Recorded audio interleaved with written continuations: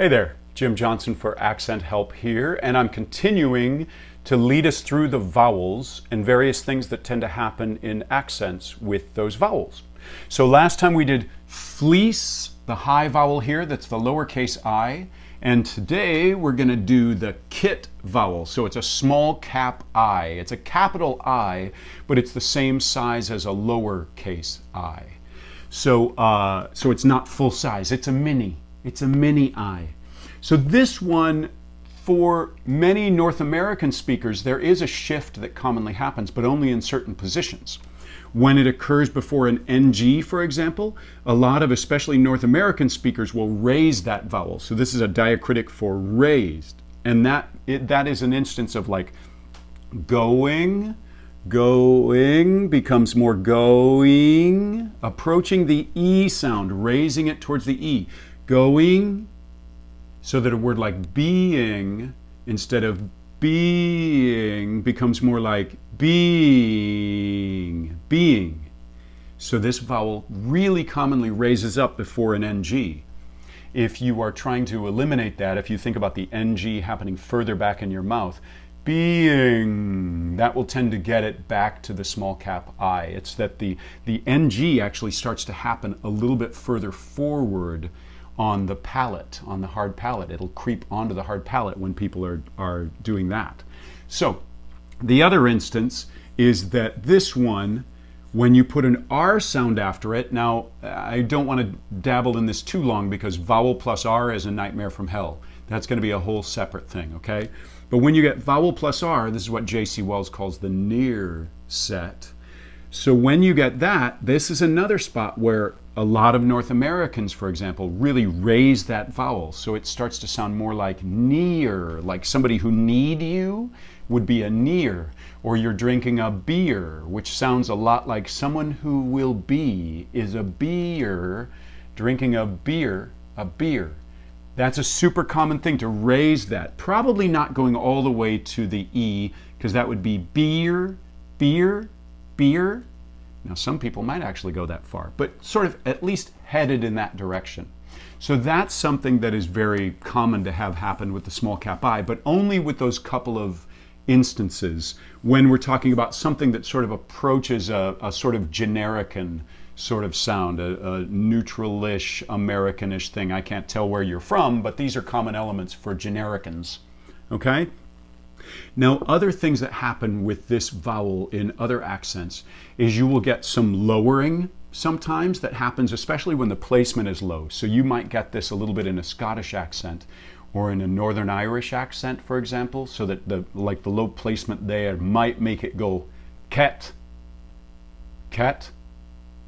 Instead of kit, it starts to sound like dress almost, ket. So you'll get some lowering that can occur there. That's not uncommon at all.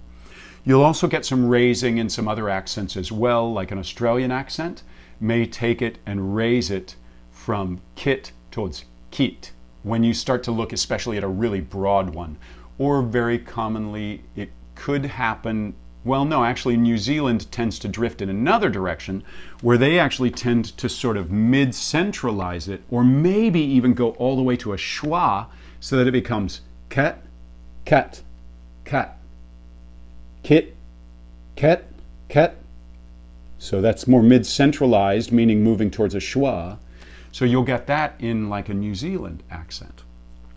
The other big thing to be aware with this is that this is one that's commonly called a lax vowel, as opposed to the fleece, which is commonly called a tense vowel. The tongue tends to be a little more tense. Whereas the kit one, the tongue tends to be, it's like a little harder to figure out exactly where the action is happening. Fleece, the arch is a little more clear. Kit is a little bit more indefinite on the tongue, and so it's commonly called a lax vowel, or some people will say that it's a short vowel. That's also partially because it doesn't tend to occur at the end of words, whereas the E sound does. See, but you don't have words that end with I in general, unless you're saying something like I. In that case, that sound takes care of itself.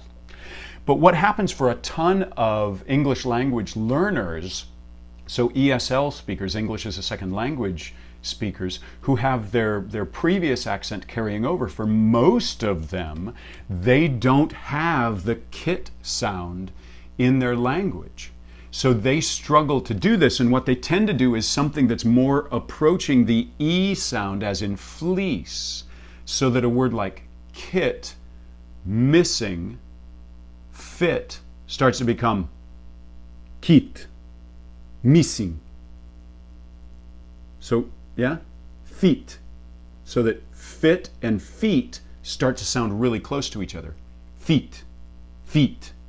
They may sound absolutely identical. That's true of most languages. The one I can think of that does have the I that exists in it is German. So Germans oftentimes don't struggle to do this sound because it's in their home language. So it's something that's easier for them. But most of the languages of the world don't have the kit vowel, so they make a shift towards what's close to it, which is the fleece vowel. So those are a bunch of variations of what commonly happens with the I sound in a lot of different accents. For more info for actors learning accents, you can check out accenthelp.com.